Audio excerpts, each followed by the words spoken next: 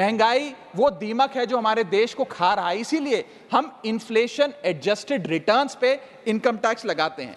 और अगर हम ये सोच रहे हैं कि कल की जो अमेंडमेंट हुई इससे रियल एस्टेट मार्केट में को बड़ा उछाल आ जाएगा, तो ऐसा नहीं आने वाला सर।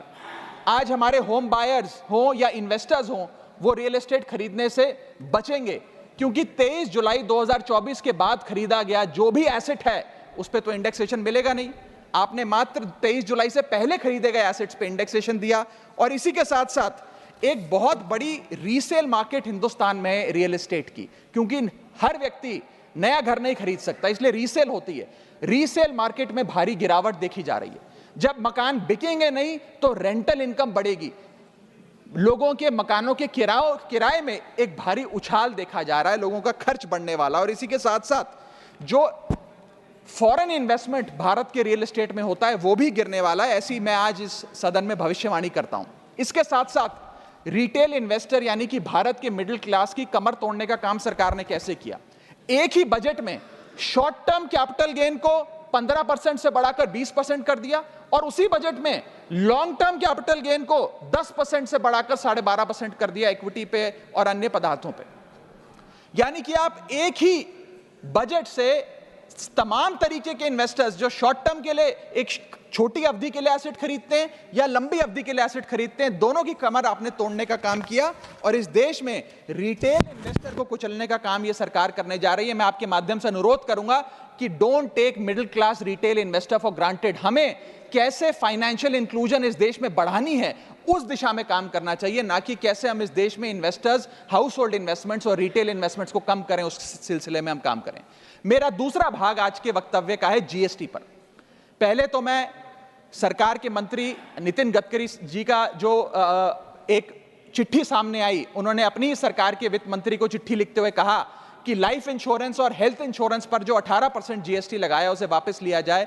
मैं उनकी इस मांग का समर्थन करता हूं और सरकार से मांग करता हूं कि हेल्थ और लाइफ इंश्योरेंस पर कम से कम हम जीएसटी ना लगाएं। ये कोई लग्जरी गुड या लग्जरी प्रोडक्ट नहीं है। और मुझे ये बताते हुए खुशी है सर कि parliamentary standing committee on finance की आज से 6 महीने पहले रिपोर्ट आई थी, जिसका हिस्सा मैं भी था। मैं भी parliamentary standing committee on finance का सदस्य हूं, जिस समिति ने अपने पैरा नंबर 2.10 में साफ तौर पे सरकार से अनुरोध किया कि हेल्थ इंश्योरेंस और लाइफ इंश्योरेंस पर जीएसटी कम किया जाए, समाप्त किया जाए, ना लगाया जाए। हेल्थ इंश्योरेंस पे और लाइफ इंश्योरेंस पर हमें टैक्स समाप्त करके लोगों को इंसेंटिवाइज करना चाहिए कि ज्यादा से ज्यादा परिवार भारत के हेल्थ इंश्योरेंस के कवर में आए, लाइफ इंश्योरेंस के कवर में आए। जो मैं सरकार से मांग करूंगा। और सर एक बड़ा इंपॉर्टेंट पहलू मैं आपके सामने हाईलाइट करना चाहूंगा। इस देश में इन्फ्लेशन पर भी जीएसटी लग रहा है। वो कैसे लग रहा है? एक प्रोडक्ट जो 100 रुपए का बिकता था उस पर 18% जीएसटी हुआ करता था। आज वो वस्तु महंगी हो गई, 100 से 150 रुपए की बिकने लगी, अब 18% 150 रुपए पे लगने लगा।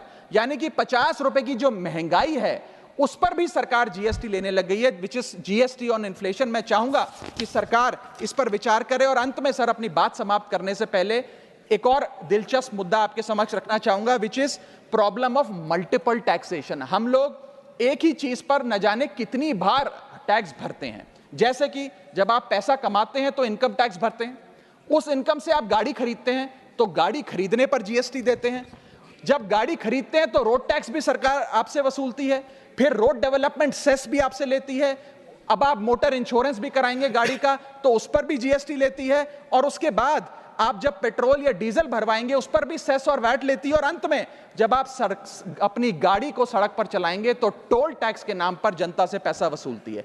That is multiple taxation points. इतने सारे टैक्सेशन ओवरलोड कर कर हम इस देश के आम आदमी का खून चूस रहे हैं सर। और सबसे बड़ी प्रॉब्लम इस देश की आज जो बनती जा रही है आम आदमी के लिए वो है टोल टैक्स। सांसद और मंत्री को टोल टैक्स नहीं देना पड़ता, हमें छूट है टोल टैक्स से, लेकिन इस देश के आम आदमी को हर जगह टोल टैक्स देना पड़ता है। एक रिपोर्ट के मुताबिक हाईवे पे 2 रुपए प्रति किलोमीटर का टोल टैक्स इस देश के आम आदमी को भरना पड़ता है। और अंत में अपनी बात खत्म करूंगा मैं एक कविता सुनाकर, थोड़ा सा सर और इंटेलिजेंस चाहूंगा। और इस टैक्स रिजीम के बारे में 4 पंक्तियां लिखी हैं सर, मैं आपके सामने पेश करना चाहूंगा। सरकार का एक सूत्री मिशन है टैक्स, सरकार का कमीशन है टैक्स। जगने पे टैक्स, सोने पर टैक्स, हंसने पर टैक्स, रोने पे टैक्स, खाने पे टैक्स, पीने पे टैक्स, बच्चों की पढ़ाई पे टैक्स, बुजुर्गों की दवाई पर टैक्स। फसलों की बुआई पे टैक्स, ट्रेन और यात्रा हवाई जहाज पर टैक्स, खरीदने पर टैक्स, बेचने पे टैक्स, फैलने पे टैक्स, समेटने पे टैक्स, सड़क पे टैक्स, आसमान पे टैक्स, गाड़ी पे टैक्स, मकान पे टैक्स, सपनों पर टैक्स, अरमान पे टैक्स, खुशी पर टैक्स, मुस्कान पर टैक्स, दिन रात की गाड़ी कमाई पर टैक्स, किताब पर टैक्स, सियाही पर टैक्स,